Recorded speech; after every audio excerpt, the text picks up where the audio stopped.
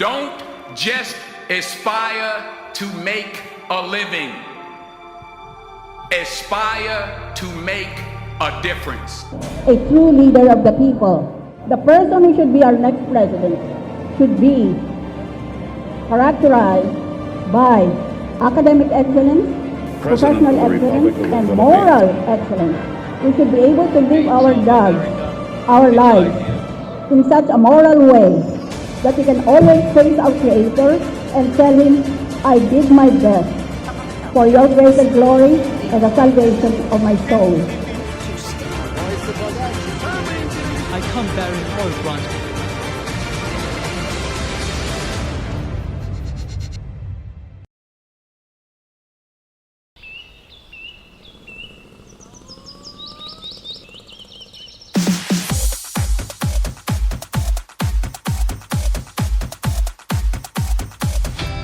Hi, I'm Jeric. I'm Jessa. And I'm Jude. And this is A Heart of a Leader, its challenges, Lessons. and inspiration. In the workplace, the leader of a team has a responsibility to manage the team and to help the team achieve its goals. However, sometimes challenges arise that can threaten a leader's ability to effectively guide their team. understanding how certain challenges affect leadership can help you become a better leader. Leadership challenges are important because they can provide opportunities to grow personally and professionally. When faced with a challenge, an individual must seek ways to overcome the challenge to progress in their career or personal life. Overcoming a challenge builds self-confidence, which allows you to trust yourself to face and overcome any challenges that may arise in the future. This can also enhance your skill set because you may be required to learn new skills to conquer the challenges. So now, what are the challenges, lessons, and inspirations of being a leader? To gain more insights about the challenges, lessons, and inspiration of a leader, we have interviewed a person who have experienced it all. Let's meet one of the youngest school head of Sarangani, Ronel A. Colastre.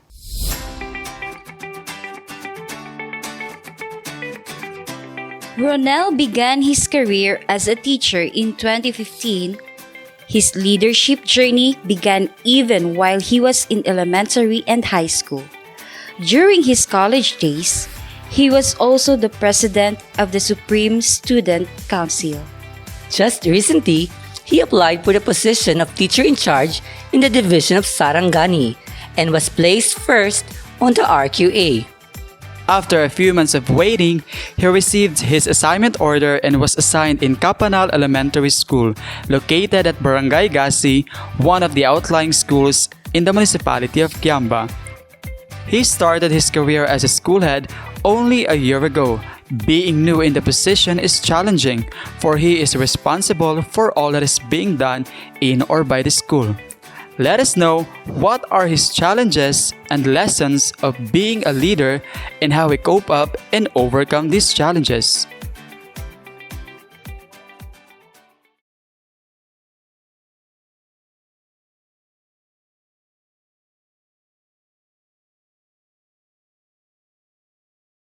Challenges of being a leader, I think first is knowing your people.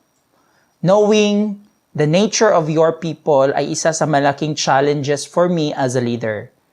Knowing their strength, their weaknesses, their attitude, behavior, and a little bit of their personal background para alam ko kung paano at saan papasok. Despite of their differences, masisecure ko na still there is unity. An organization is like an orchestra that different people having different instrument, but if they combine together, it will produce a quality output. Another challenge as a leader is the time management. Time management. Time is gold. That's why you have to manage your time well.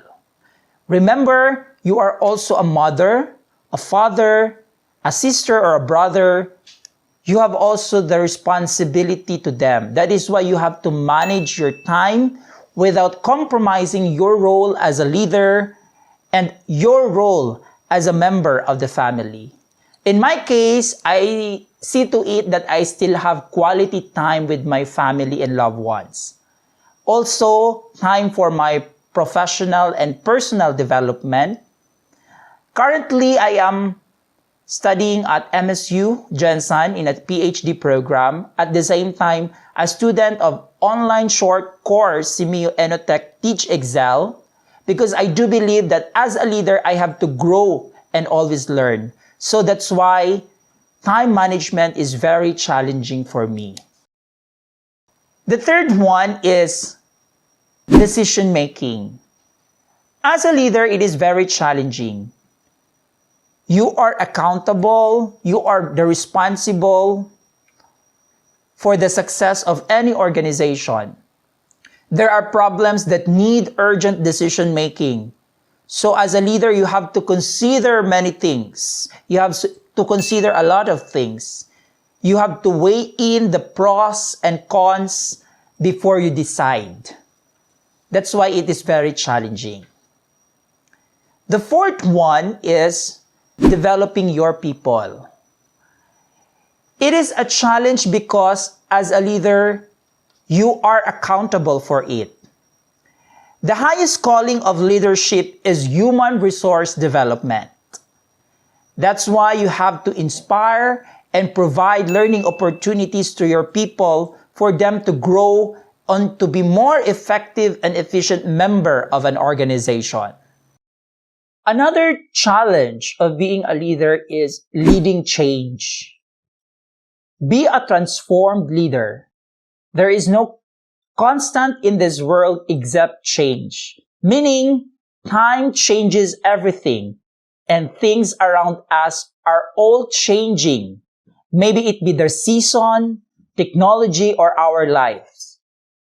You must accept and lead the change that time brings because change comes with opportunities.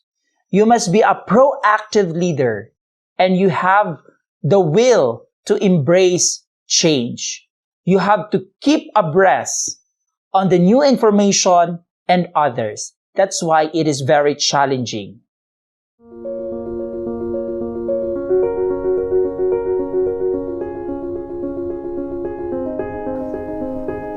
My inspiration, first is of course my dream of becoming a leader. My dream of making a difference. I am more on internal motivation. I have my career plan that after 5 years, I have to see myself on this level. So that motivates me to do better, to do more in this position.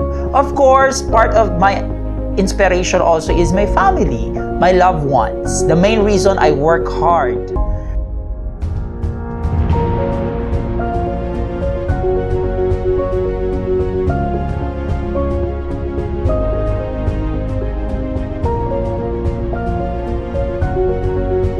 The children, the learners, because I want also to be part of their development. I have to ensure that quality education has been delivered to them.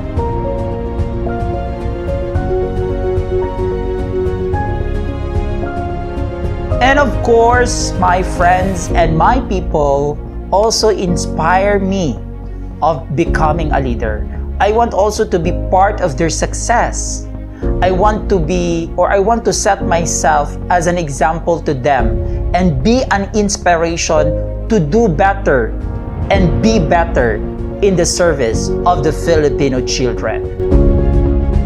A leader is the head of the organization, and you have an amazing influence not just on your people, but also in the community.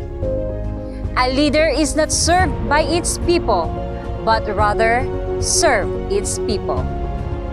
Being a leader is not all about having a specific gender, race, culture, and age. As long as your heart is to serve and you have a strong mind and uses its power with purpose and substance, then you could be a great leader. As a leader, you are the source of hope, the voice of the voiceless, and to amplify their voices. You are the bearer of the torch of light to illuminate so that everybody could see its light. As a leader, magserbisyo og maayo sa imong nasakupan ug naghatag og maayong pagtagad sa mga kinahanglan sa mga nagkadaiya nga problema sa matag purok ug sa tanang lumulupyo sa barangay poblasyon Kiamba, Sarangani Province. As a leader, he should have best quality judgment in all aspects of the organization. He should possess qualities that influence his people to become good. And most importantly, he has a vision. Being a leader, we must always be clothed with the authority, responsibility, and accountability. We should not abuse the authority or the power bestowed on us. Instead, we shall lead with the heart and always bear in mind that we are responsible and accountable in everything we do. A good leader must always be a good model and always be a good follower. As a leader, I always think about the society before my personal goals. Serving and steering the community towards a better future is my top priority. For me, a great leader is not the one who dictates, but someone you see in the front line, leading the way, someone who encourages others to do better and be the best. I have always envisioned myself not just a leader, but also a good example and a helping friend. As a leader, I believe it is important to be honest, to be humble. He knows the meaning of the word sacrifice. He is a person who thinks first of others before himself or herself. He is a person who understands the word service. A leader believes in the core values of integrity, of respect, of responsibility, of sportsmanship, of servant leadership. A leader is someone who knows by heart the meaning of wisdom, of understanding, of counsel, of fortitude, of piety, and of fear of the Lord. Basically, the 7 gifts of the Holy Spirit that I believe are the characteristics that a leader must have or a leader must possess.